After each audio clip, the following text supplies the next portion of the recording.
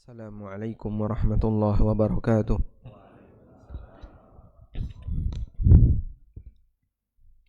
Alhamdulillahi rabbil alamin. Wassalatu wassalamu ala ashrafil mursalin Nabiyyina wa maulana Muhammad bihi ajma'in. Wa ashhadu an la ilaha illallah wahdahu la syarika lah.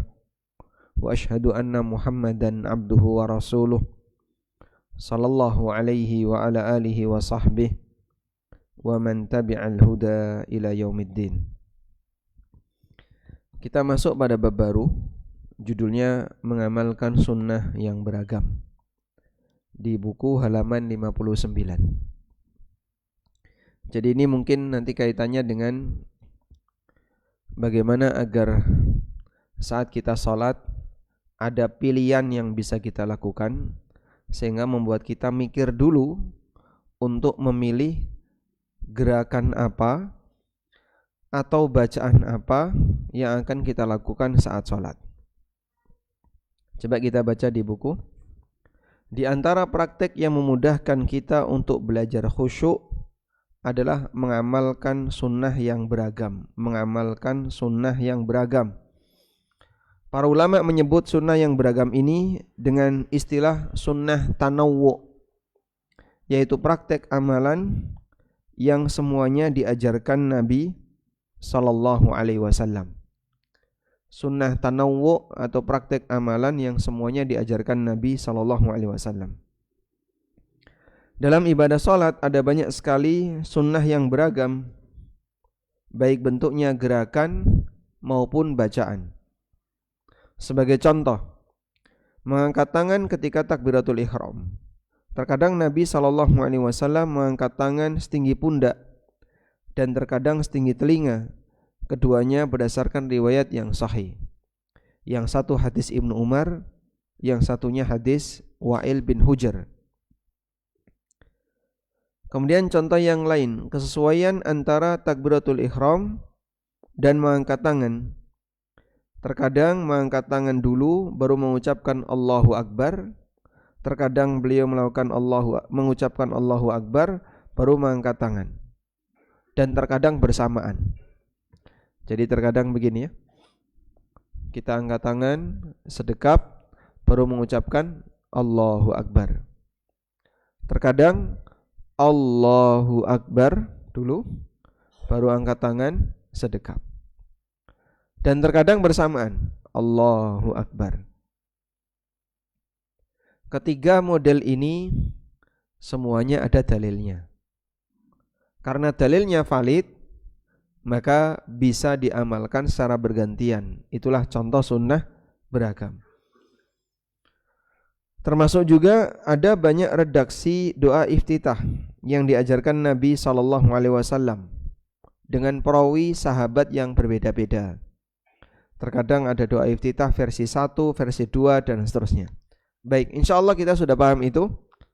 Dan di buku tafsir salat sangat banyak seperti itu. Sehingga kalau di situ ada ragam, kami upayakan agar semua ragam kami sebutkan. Misalnya doa sujud, doa ruku', doa iftitah, ada banyak ragam kita sebutkan. Kalau Fatihah Pak, ya Fatihah cuma satu ragam kan. Tidak mungkin ada pilihan surat yang lain. Lalu bagaimana sikap yang tepat ketika kita mengetahui adanya banyak ragam sunnah dalam beberapa gerakan dan bacaan sholat? Sikap yang tepat adalah mempelajari semuanya, menghafalkan semuanya, dan mengamalkannya secara bergantian. Nah, makanya belajar itu jadi beban. Belajar itu beban enggak? Bagi mereka yang enggak suka belajar, belajar itu beban. Harus menghafal, kemudian menjaga hafalan, lalu mempraktekannya secara bergantian. Sehingga kalau orang tidak pernah diajari seperti ini, sholat dia dari mulai SD sampai gede gak pernah ada upgrade sama sekali. Coba Pak baca doa sujud, Subhana rabbiyal a'la wa bihamdi. Yang lain ngerti ini mong siji. Coba baca doa iftitah, Allahu Akbar kabira walhamdulillahi katsiran.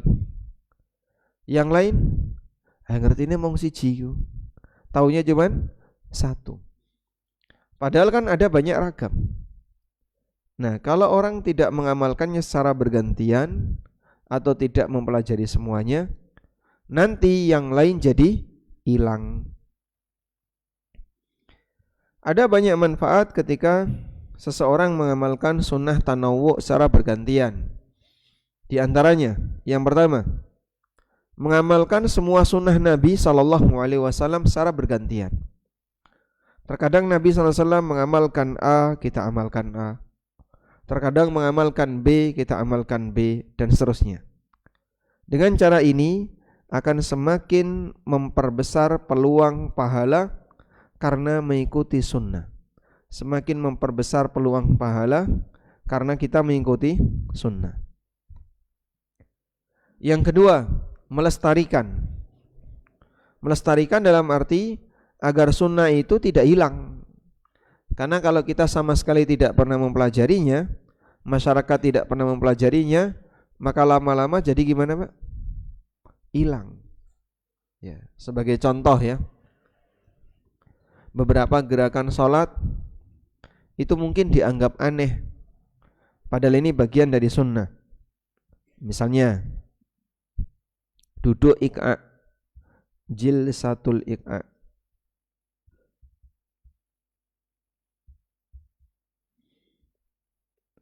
Model duduk iqa seperti ini ya. Kayak apa, Pak? Nah, kayak ini ya. Itu kalau di masyarakat kita kan masih langka. Memang sudah ada yang mempraktekannya, satu dua yang sudah pernah belajar, di mana kedua tumit digabungkan kemudian diduduki di gerakan duduk di antara dua sujud. Sehingga bagaimana praktek seperti ini bisa menjadi langka di masyarakat, karena banyak orang tidak mempelajarinya, banyak orang meninggalkannya. Oleh karena itulah pada saat mau duduk iqa mungkin perlu dikasih pengantar dulu di masyarakat. Nanti tidak disebut aneh atau dianggap aliran yang aneh. Padahal ini bagian dari sunnah Nabi SAW. Baik. Contoh yang lain apa, Pak? Contoh yang lain duduk tasyahud akhir dengan model yang berbeda. Biasanya kalau duduk tawaruk gimana? Coba duduk tawaruk, Mas. Nah, itu duduk tawaruk yang umum ya. Sekarang coba Masnya maju, tak foto. Boleh enggak?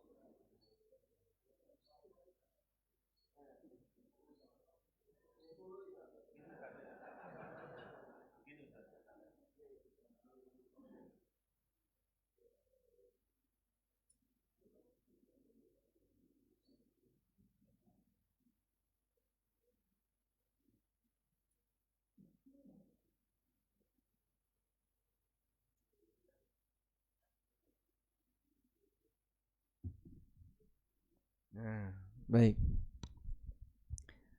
Kalau yang kurus bisa ini. Nah, kayak gimana? Seperti ini.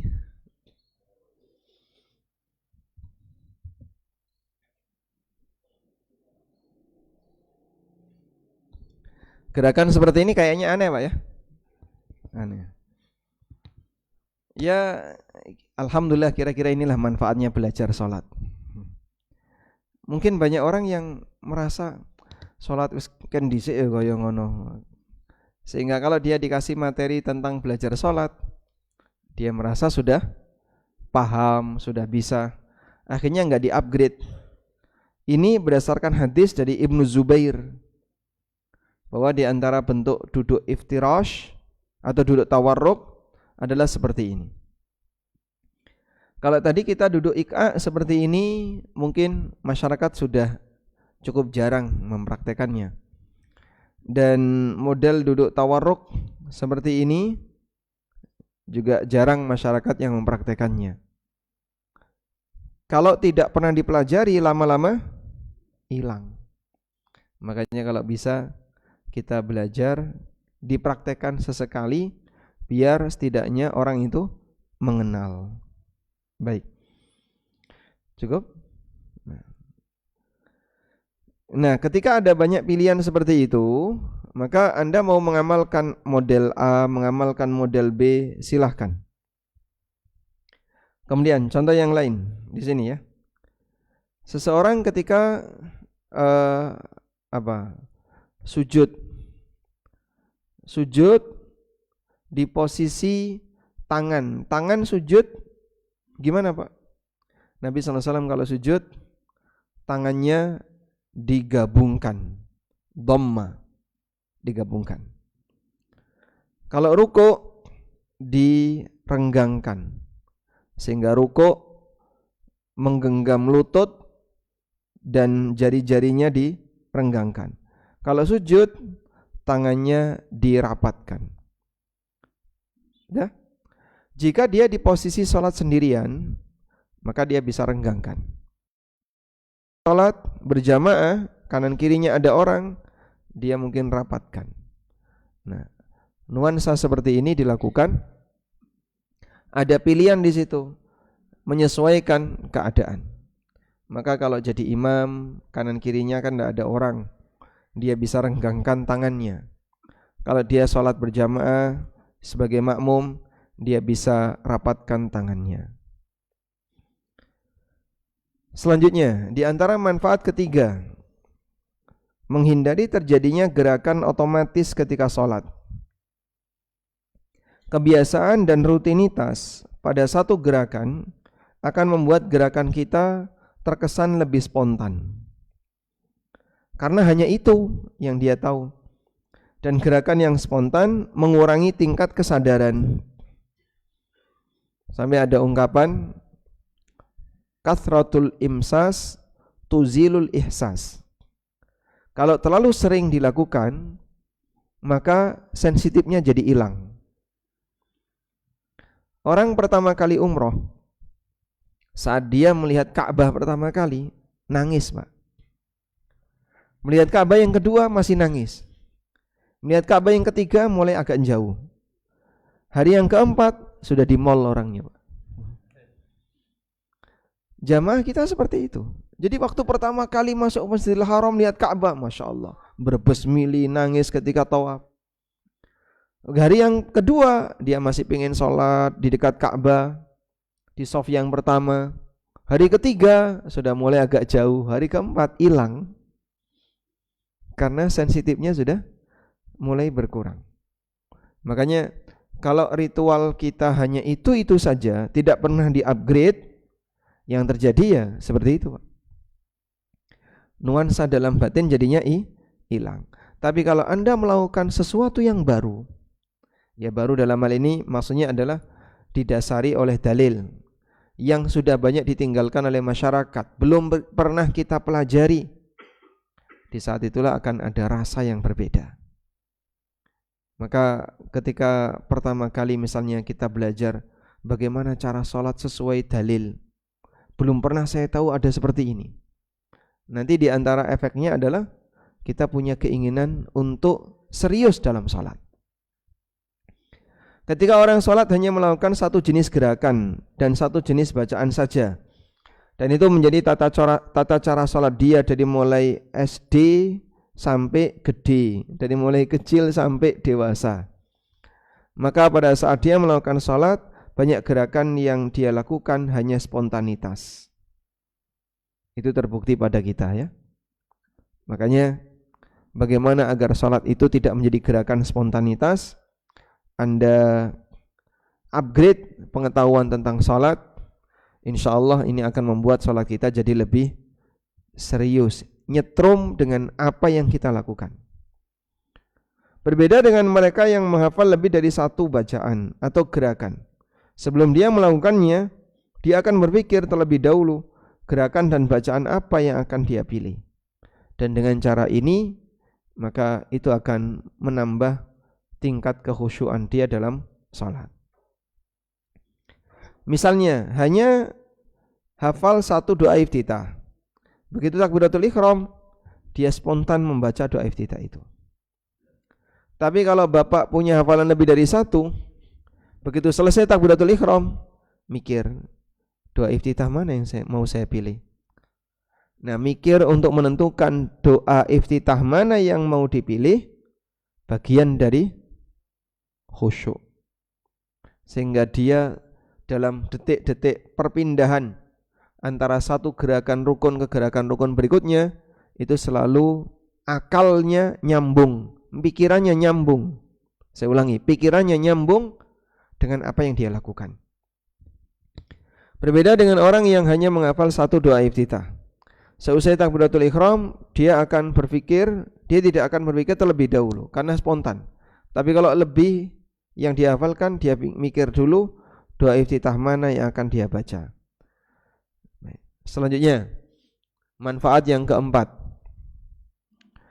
Apabila orang menghafal sunnah tanawwu, maka ini akan menghindari potensi fanatik golongan.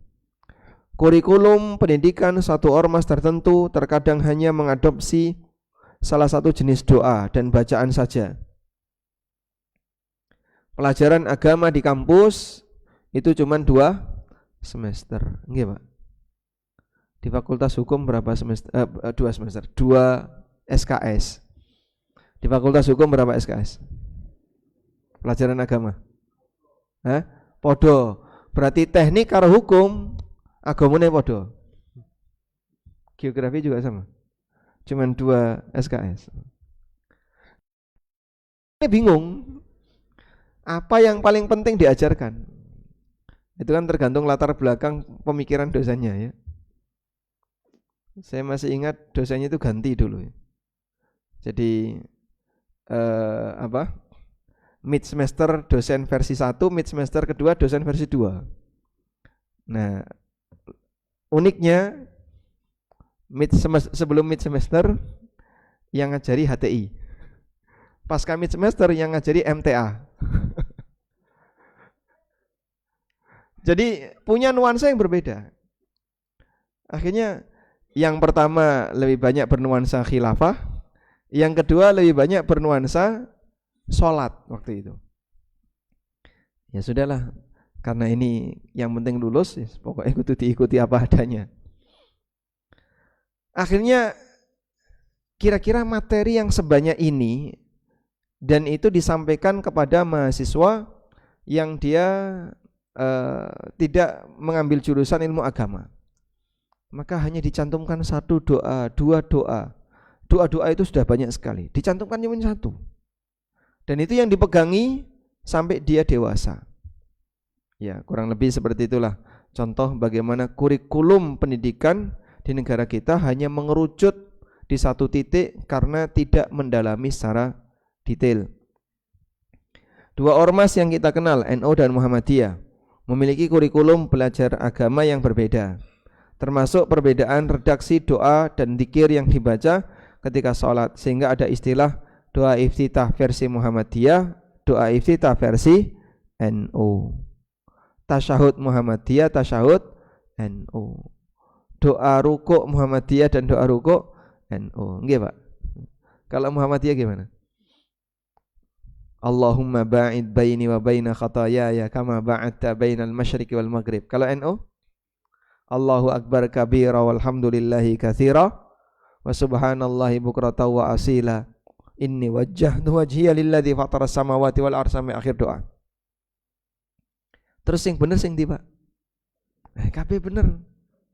Sehingga kalau Anda mengamalkan semuanya enggak ada istilah fanatisme golongan tertentu.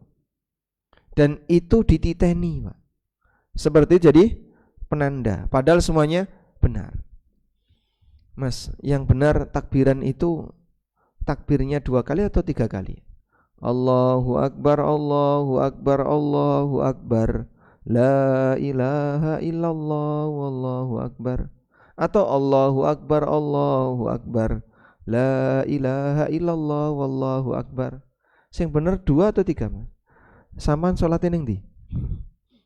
Nek ning masjid 3, nek ning lapangan 2. Apakah seperti itu? Padahal dua-duanya sahih dari riwayat Ibnu Mas'ud. Gimana, Pak?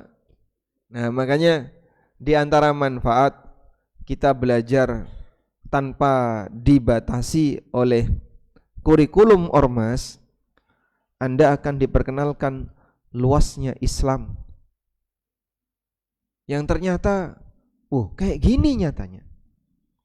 Ya sah-sah saja orang berorganisasi dan kemudian dia mengadopsi hasil putusan organisasi.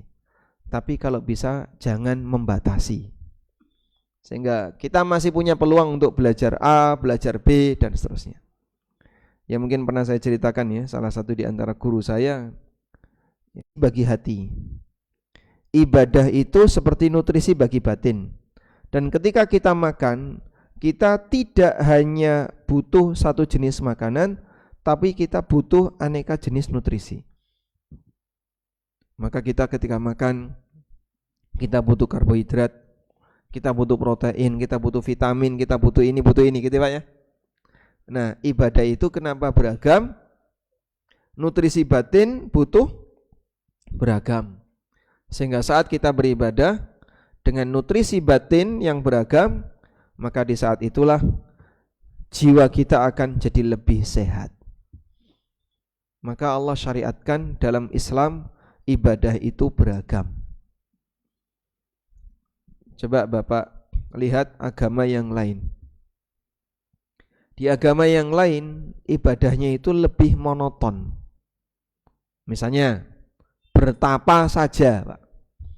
Kalau saya mau mendekat kepada Tuhan, caranya gimana? Ya ini, bertapa.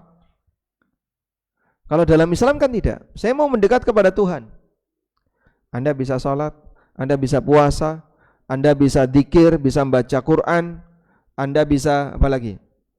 Anda bisa sedekah, Anda bisa ibadah A, ibadah B, ibadah C. Memberi ruang bagi orang sesuai dengan passion masing-masing. Makanya kan Nabi SAW mengajarkan agar kita ketika memilih ibadah sunnah, pilihlah sesuai passion. Beribadah sesuai passion, sesuai dengan minat dan bakat. Ada sebagian orang yang dia kalau puasa itu ringan, kalau disuruh sholat malam ndase ngeluh. Saya pernah dapat cerita dari orang, saya itu kalau bangun sebelum tidur pusing. Saya bangun sebelum subuh itu saya pusing. Hujan, Pak. Alhamdulillah. Allahumma sayyiban nafi'an. Saya kalau bangun sebelum subuh itu saya pusing. Tapi saya kalau puasa saya kuat. Akhirnya dia banyak puasa. Ada juga orang yang kalau tahajud dia kuat. Tapi nek kon poso Mas, Masya Allah, aku rasa sanggup Mas. Saya ketemu orang rajin salat, bahkan jamaah itu rutin, tapi puasa Ramadan dia nggak mau. Jadi pas puasa itu nyekel rokok Pak dia. Duh, simbahe kok ngerokok. Ya aku nek kon poso iku ora kuat. Kebalikannya saya ketemu orang kalau puasa dia kuat, tapi suruh sholat tidak mau dia. Ini masalah yang wajib. Padahal kan yang wajib tidak boleh ditinggalkan. Sehingga puasa wajib harus dijaga, sholat wajib harus dijaga. Ada orang yang kalau puasa dia bisa, suruh sholat tidak mau. Ada yang sholat sergep rajin, dan beliau sudah sepuh, ya, usianya mungkin 70-an. Rajin ke masjid. Kalau ke masjid biasanya naik motor atau naik sepeda. Beliau rutin sholat 5 waktu berjamaah. Tapi puasa Ramadan dia nggak mau, berat katanya. Demikianlah manusia. Maka kita diperintahkan yang wajib dijaga ini nutrisi dasar bagi batin agar batin kita sehat. Kemudian yang kedua, bahwa sunnah tanawu merupakan bagian dari kemudahan syariat, sehingga hamba tidak menjadi bosan ketika melakukan ibadah secara bergantian. Bosan sholat, ganti poso, bosan poso, ganti maca Quran, bosan ini, sehingga ibadah itu dibuat beragam, membuat orang jadi lebih menikmati dan lebih nyaman. Selanjutnya, kita akan baca macam-macam sunnah tanawu. Sunnah tanawu, tanawu tadi artinya apa? Tanawu tadi artinya ragam. Sunnah tanawu artinya sunnah yang sifatnya ragam. Sunnah tanawu dalam sholat ada 3 macam. Pertama, sunnah tanawu yang hanya bisa dikerjakan salah satu saja. Hanya bisa dikerjakan salah satu saja, namun secara bergantian. Contohnya, angkat tangan ketika takbiratul ihram. Apakah setinggi pundak ataukah setinggi telinga? Sehingga tidak mungkin dipraktekkan dengan cara digabungkan, itu tidak mungkin. Ya. Yang satu setinggi pundak, yang satu setinggi telinga. Allahu Akbar kayak gini kan. Tidak mungkin. Bacaan iftitah, di sana ada aneka macam doa, maka diamalkan salah satu saja, namun secara bergantian. Yang kedua, sunnah tanawu yang bisa digabungkan, seperti doa sebelum salam. Nabi SAW mengajarkan beberapa doa sebelum salam, dan itu semuanya bisa digabungkan dalam sekali sholat, sehingga bisa membaca doa sibni hisaban yasira, Allahumma inni zalamtu nafsi zulman katsira wa la yaghfiru dzunuba illa anta faghfir li maghfiratan min indika warhamni innaka antal ghafurur rahim, dan doa-doa yang semisal. Yang ketiga, sunnah tanawu yang dikerjakan kadang-kadang. Contohnya, membaca surat di rakaat ketiga dan keempat. Jadi kalau di rakaat ketiga dan keempat yang dibaca apa, Pak? Al-Fatihah saja. Tapi terkadang Nabi SAW membaca surat di rakaat ketiga dan keempat. Sehingga kita bisa praktekkan sesekali saat sholat di rakaat ketiga dan keempat baca surat yang pendek. Atau mengangkat tangan ketika hendak sujud. Mengangkat tangan ketika hendak sujud. Jadi saat Bapak selesai tidal, Sami Allahu liman hamidah, terus turun sujud. Sebelum turun sujud, Bapak angkat tangan, Allahu Akbar, terus turun sujud. Ratumun Mas kayak ngono. Ya mungkin baru tahu, tapi itu bagian dari sunnah. Kemudian sujud, terus duduk di antara dua sujud, angkat tangan, Allahu Akbar, angkat tangan sambil duduk. Saat mau sujud lagi, angkat tangan lagi, Allahu Akbar, terus sujud. Wong lungguh kok angkat tangan toh Mas? Ya, Rasulullah SAW terkadang mempraktikkan angkat tangan, terkadang ya, angkat tangan ketika mau sujud dan bangkit dari sujud. Dan seperti ini kalau sama sekali tidak pernah kita pelajari dan tidak kita amalkan, hilang. Sehingga kalau ada orang yang mempraktekannya terkesan aneh. Aliran opo meneh. Iki mesti sing ngajari ANB ini.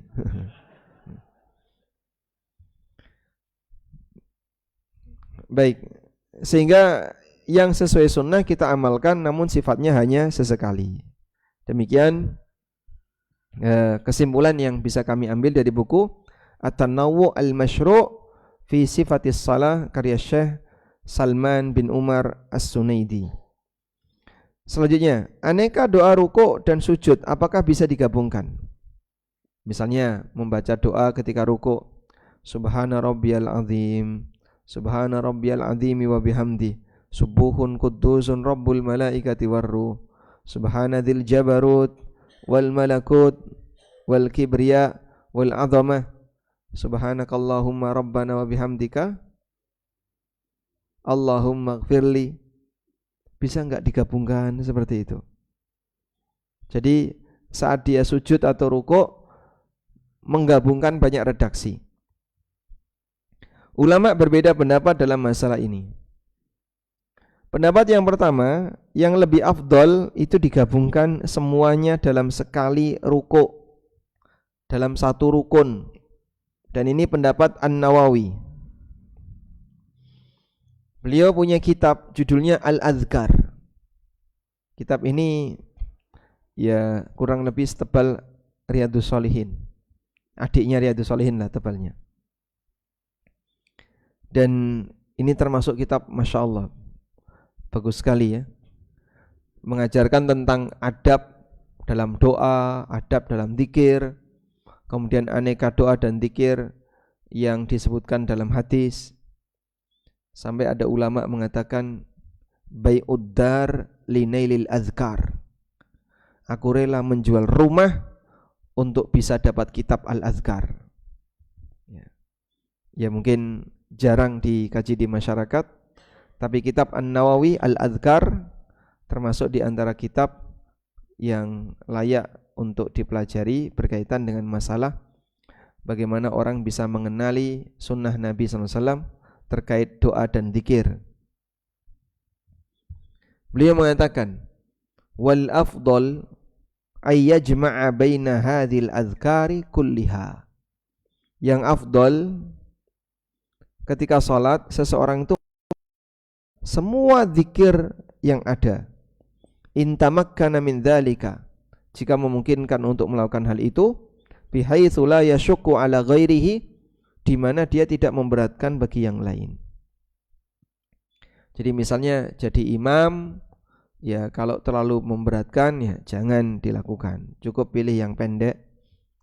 Atau jadi makmum, imamnya kok panjang, kok gak tangi-tangi ki sujud, gak tangi-tangi. Nah, turu. Tidak turu ya. Imamnya sedang berdoa. Maka silakan makmum tadi membaca aneka ragam doa yang ada. Demikian keterangan An-Nawawi. Kemudian pendapat yang kedua, yang lebih sesuai sunnah adalah membaca salah satu doa untuk satu rukun, membaca salah satu untuk satu rukun. Meskipun boleh dibaca secara bergantian di rukun yang lain. Ini merupakan pendapat Siddiq Hasan Khan. Dalam kitab beliau Nuzulul Abrar, beliau mengatakan, ya'ti marratan bihadhihi wa bitilka ukhra wala ara dalilan 'alal jam'i.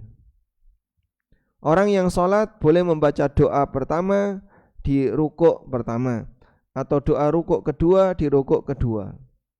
Sehingga terkadang pakai versi A, pakai versi B di rukuk 1, di rukuk 2. Dan saya tidak mengetahui adanya dalil yang menganjurkan untuk menggabungkan semua doa dalam, ya, ini salam ya, ini yang tepat dalam ya. Halaman 63. Menggabungkan semua doa dalam satu rukuk. Dan Rasulullah SAW juga tidak menggabungkan beberapa doa dalam satu rukuk. Maka yang beliau ajarkan ada banyak versi, tapi saat praktek beliau hanya mempraktekkan salah satu di satu rukun. Kemudian Albani menyebutkan satu riwayat dari Ibnu Jurayj bahwa beliau pernah bertanya kepada Imam Atha bin Abi Rabah, ulama tabi'in, apa yang Anda baca ketika rukuk? Kata Atha, idza lam a'jil, aku kalau tidak buru-buru, walam yakun ma'i man yu'ajjiluni, dan tidak ada sesuatu yang mengharuskan aku untuk segera selesai salat, fa inni aqul, maka aku baca doa berikut ini dalam satu rukuk. Yang dibaca ini, Pak. Subhanaka wa bihamdika la ilaha illa anta subhana rabbina in kana wa'du rabbina la maf'ula 3 kali. Subhana rabbiyal azim 3 kali.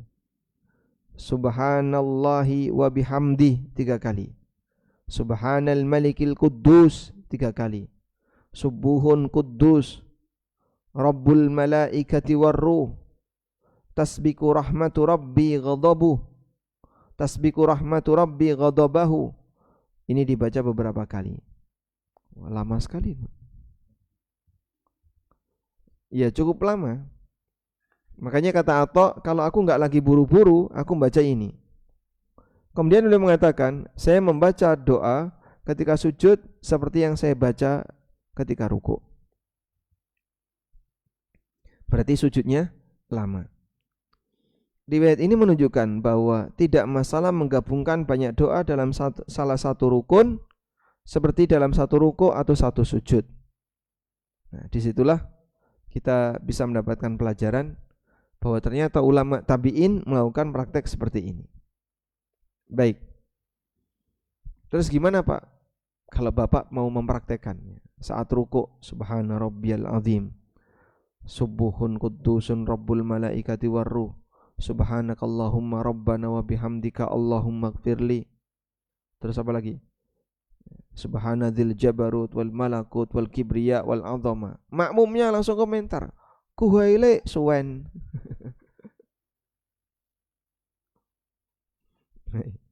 Karena makmumnya dia enggak kuat lama-lama ya. Nah, barangkali kalau kita terbiasa seperti ini, nanti akan terasa ringan kalau ruku dan sujud lama. Saya pernah sholat seperti itu ya. Kita coba.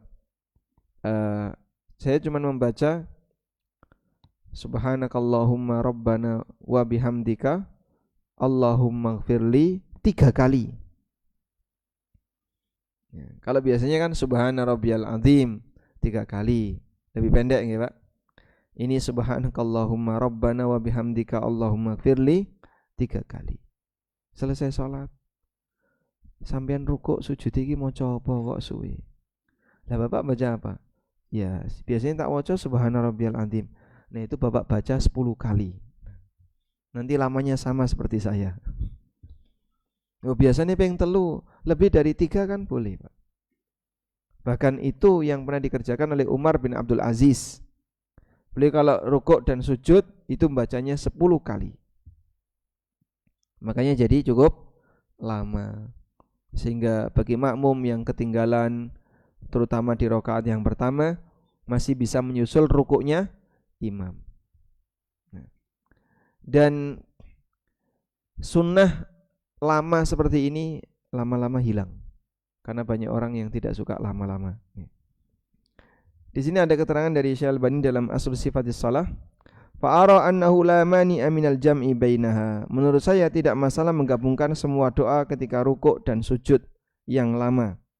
Namun jika hanya membaca satu jenis doa ketika rukuk dan sujudnya panjang, itu tidak mungkin dilakukan kecuali dengan diulang-ulang salah satu zikir yang sesuai sunnah, dan ini yang lebih mendekati sunnah. Jadi kalau mau digabungkan silahkan, pilih salah satu diulang-ulang silahkan. Walhamdulillah. Baik, tugas sekarang ya. Kasih tugas ilfil dulu. Kalau bisa hafal doa iftitah lebih dari 3, bisa nggak insya Allah? Bisa ya? Bisa. Baik, jadi tugasnya menghafal doa iftitah 4 versi. 4 versi doa iftitah. Nanti silakan cari di buku tafsir salat atau di buku yang lain yang mencantumkan beragam doa iftitah dengan banyak versi.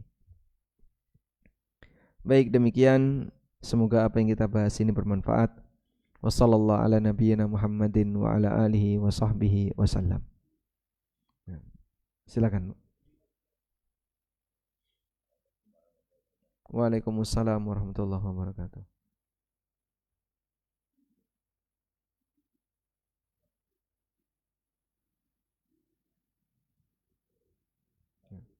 Terkait dengan membaca basmalah pada saat mau membaca Al-Fatihah, karena ada kalau yang saya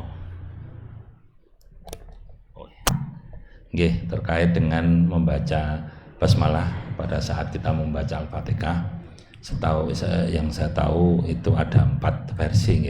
Pertama adalah di sir, kemudian di zuhur kemudian dibaca di awal dan tidak membaca bismillah. Apakah ini termasuk sunnah tanawu atau seperti apa? Matur nuwun. Di versi yang pertama pelan, versi kedua dikeraskan, versi ketiga dibaca di awal sekali saja kemudian tidak membaca. Itu yang saya pernah dengar kemudian seperti yang itu. keempat apa? Tidak membaca Al-Fatihah atau mungkin dalam hati. Tayyib. Mengenai teknis membaca basmalah ketika sholat jahriyah. Kalau sholat sir sama semua ya. Redaksi basmalah hanya satu, Bismillahirrahmanirrahim. Tidak ada redaksi yang lain. Kalau redaksi ta'awud, a'udzubillah, ada banyak. Bisa a'udzubillahi minasyaitonirrajim min hamzihi wa nafthihi wa nafthihi. Bisa juga a'udzubillahi samiil alimi minasyaitonir rajim min hamzihi wa nafthihi wa nafthihi. Atau bisa juga a'udzubillahi minasyaitonir rajim tanpa as-samiil alim sebagaimana yang kita kenal. Kalau redaksi basmalah cuma satu, Bismillahirrahmanirrahim. Nah, bagaimana cara membaca basmalah untuk sholat sir? Ya, karena sholat sir berarti dia terucap tapi tidak keluar suara. Bedakan antara tidak mengucapkan, mengeluarkan suara. Ini tiga yang berbeda ya. Saya tulis di sini. Jadi ada tiga hal. Batin, kemudian mengucapkan, menyuarakan. Dalam sholat itu tidak ada batin, Pak. Maka kalau ada orang yang sholat mingkem-kem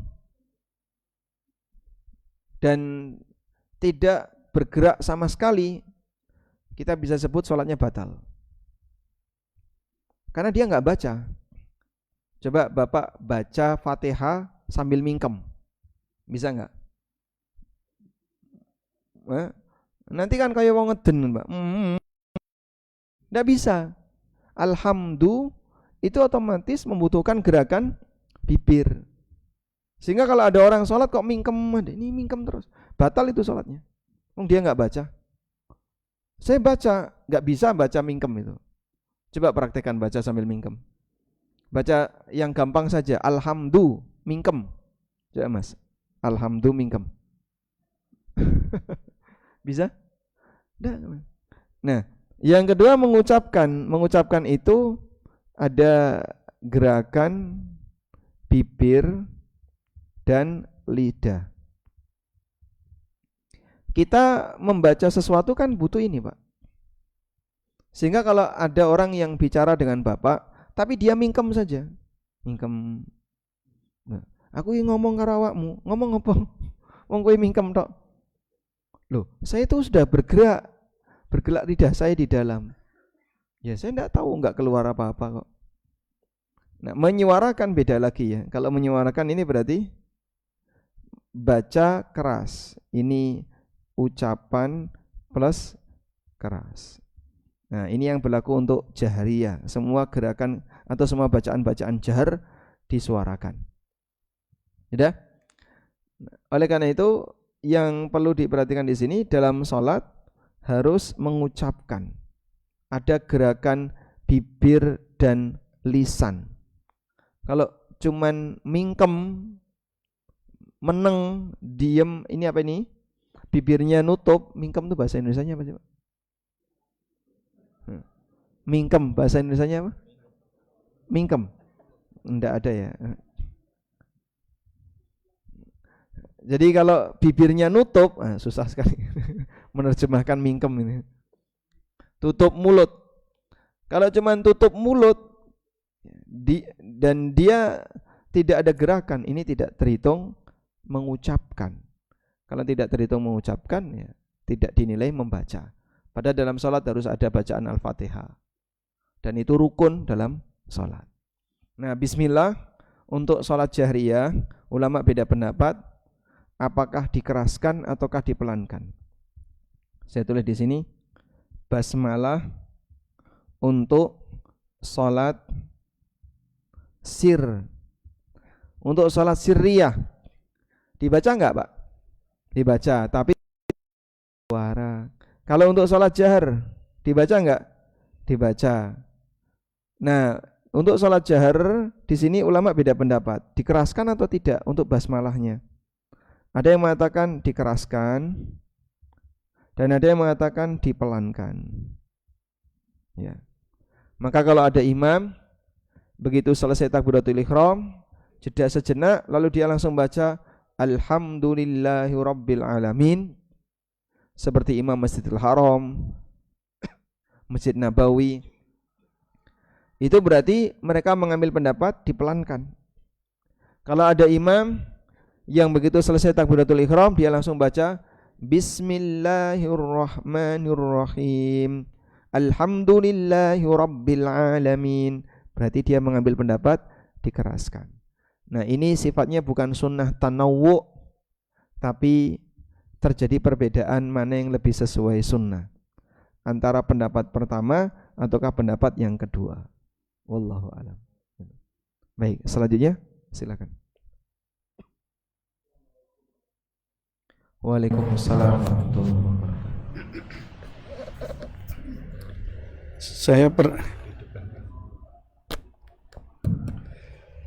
Saya pernah lihat di tempat sholat umum gitu, Pak Ustaz.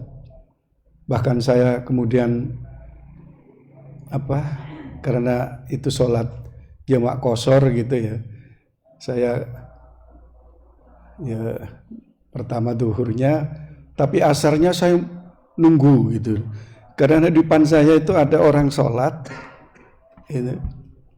Ketika i'tidal itu tangannya itu ke atas gitu.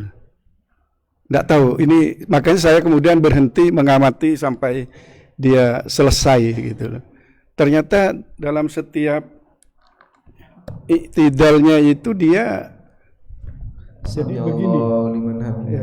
Sami Allah itu terus tetap begini, Tinggi. Iya tinggi, dan dia baru berhenti itu setelah langsung ke Sujud. ke gerakan ke sujud. Saya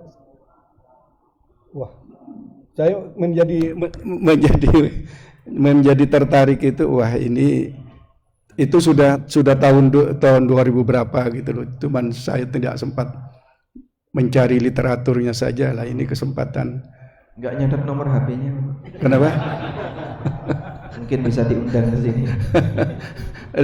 Dan lihat kelihatannya dari Timur Tengah gitu. Timur Tengah. Ya, fisiknya begitu. Ya itu kira-kira ada referensinya atau apa itu, Pak Ustaz? Yang saya tanyakan. Terima kasih. Assalamualaikum warahmatullahi wabarakatuh. Kalau kita carikan terkait mengangkat tangan,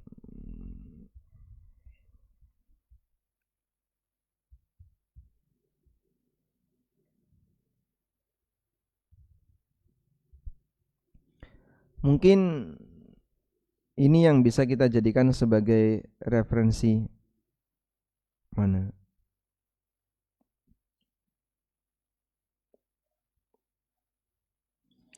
Dari Wa'il bin Hujr radhiyallahu anhu, annahu ra'an Nabiyya sallallahu alaihi wasallam, beliau pernah melihat Nabi sallallahu alaihi wasallam rafa'a yadayhi, mengangkat kedua tangannya, hina dakhala fis shalat, ketika memulai salat.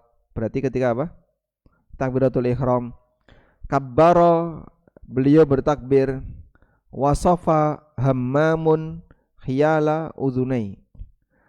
Perawi yang bernama Hammam, yang dia melihat Wa'il bin Hujr mempraktekkan, beliau Hammam ini kemudian mempraktekkan khiyala udhunai, itu diangkat setinggi kedua telinganya. Tangannya diangkat setinggi kedua telinganya. Tsummal tahafa bi thawbihi, kemudian setelah itu beliau merangkes, memeluk pakaiannya. Jadi setelah angkat tangan, terus sedekap. Tsumma wada'a yadahul yumna 'alal yusra. Kemudian beliau letakkan tangan kanan di atas tangan kiri, sedekap ya. Jadi wallahu alam, kalau di sini dalam hadis Wa'il bin Hujr hanya setinggi telinga.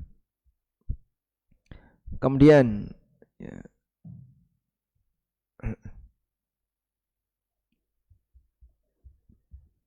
coba kita baca hadis Ibnu Umar. Ya.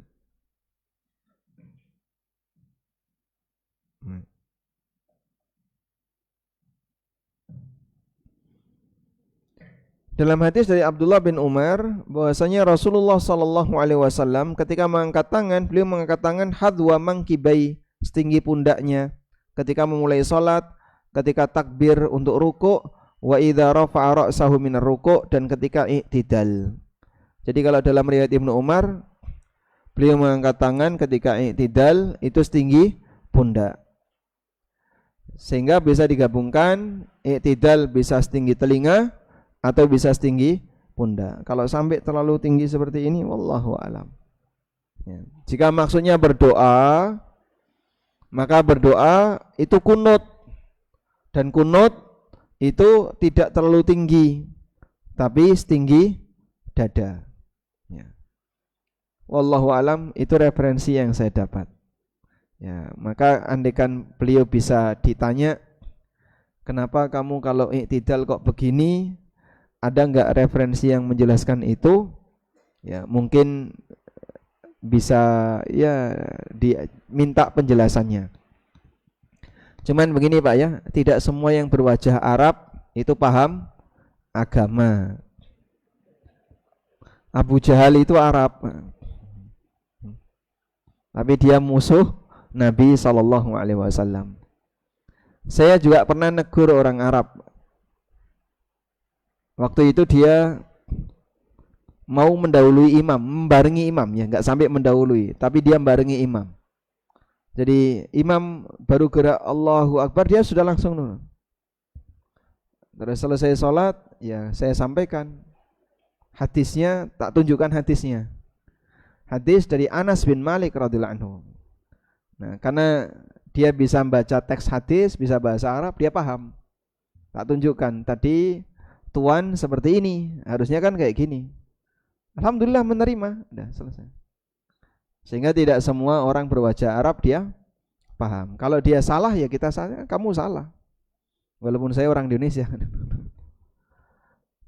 Dan sekarang alhamdulillah pengetahuan agama bisa diakses di semua tempat, sehingga tinggal satu kata kunci, sing gelem sinau ngerti, sing nggak mau sinau dimanapun dia berasal, dia nggak bakalan paham. Wallahu a'lam. Pun cekap Bapak. Nah, selanjutnya ya Kubu Utara. Ini harus pakai mikrofon, kalau enggak dengar. Monggo silakan. Waalaikumsalam warahmatullahi wabarakatuh.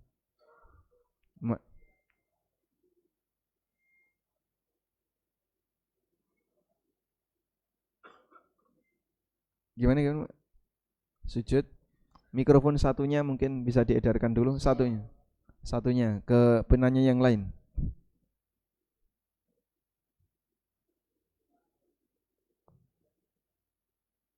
Oke, bisa Pak?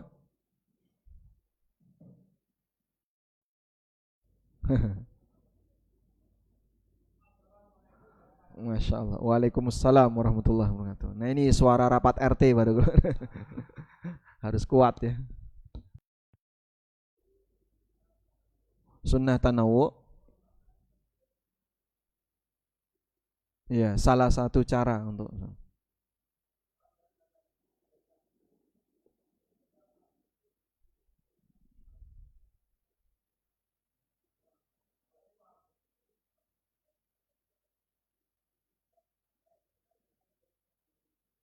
tidak ada.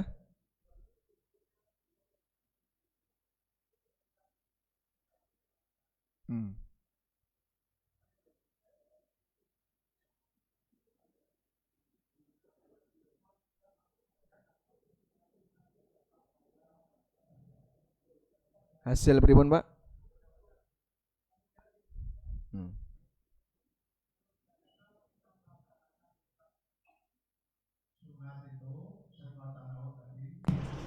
apakah tidak mengganggu kekhusyuan untuk yang lain? Karena begitu lihat istilahnya yang duduk iftirah seperti itu, loh, iki kok berarti kan malah mengganggu untuk jamaah yang lain. Makasih. Assalamualaikum warahmatullahi wabarakatuh. Waalaikumsalam warahmatullahi wabarakatuh. Ya, kita tidak sedang menghakimi amal orang lain ya. Tapi yang namanya belajar ketika menjumpai hal yang baru dan itu benar, konsekuensinya adalah mari kita berusaha untuk mengamalkan. Terus bagaimana dengan sholatnya orang-orang dulu? Mbok salah nek kabeh. Saya tidak menilai sholatnya orang dulu. Tapi kita sedang mempelajari dan memperbaiki amal kita masing-masing. Gitu. Karena kita tidak tahu praktek orang dulu seperti apa. Sehingga ini ada sesuatu yang baru. Saya baru ngerti sekarang. Ya, kalau itu sahih, kenapa tidak kita kerjakan? Lalu yang kedua, apa ini enggak ganggu konsentrasi orang lain? Kita ganggu enggak kira-kira itu, Pak? Kalau melakukan sesuatu yang berbeda dari orang lain. Nanti kalau seperti itu, berarti misalnya sholat tapi parfumnya baunya aneh gitu, ganggu nggak? Wah, ini parfum cap opo iki kok. Bar keroan sholat, sebelahnya mambu kapak, balsem tok di sini.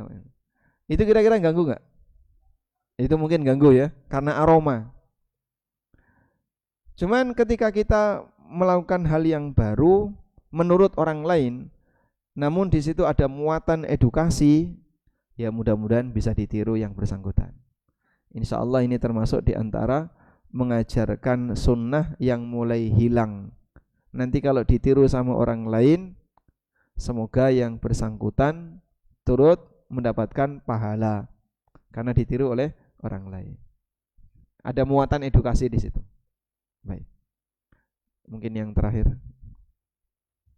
Waalaikumsalam warahmatullahi wabarakatuh. Ragam. Terkait dengan ragam tadi, ragam untuk bacaan.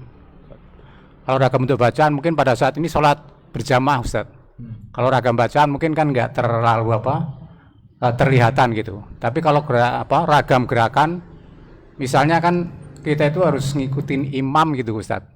Atau misalnya satu imam, kita harus ngikutin gerakan imam sesuai dengan yang digerakkan sama imam, atau kita kadang-kadang kan nggak tahu juga kita dengan gerakan yang biasa kita gitu. Itu Ustaz. Terima kasih. Assalamualaikum warahmatullahi wabarakatuh. Waalaikumsalam warahmatullahi wabarakatuh. Untuk gerakan minor ya. Gerakan dalam sholat ada gerakan mayor, gerakan gede, gerakan yang membedakan antara satu dengan yang lain. Ini wajib ikut imam. Misalnya imam sujud, ya kita harus sujud. Enggak boleh imam sujud kita i'tidal gak rampung-rampung. Imam duduk tasyahud akhir, berarti makmum harus duduk tasyahud akhir. Yang sering kan imam sudah tasyahud akhir, makmumnya gak tangi-tangi. Sampai imam mendekati salam itu dia baru bangun. Karena berdoa, Pak, Anda terlalu telat dari imam. Ini menyalahi gerakan mayor. Kalau gerakan minor seperti bagaimana cara sedekap.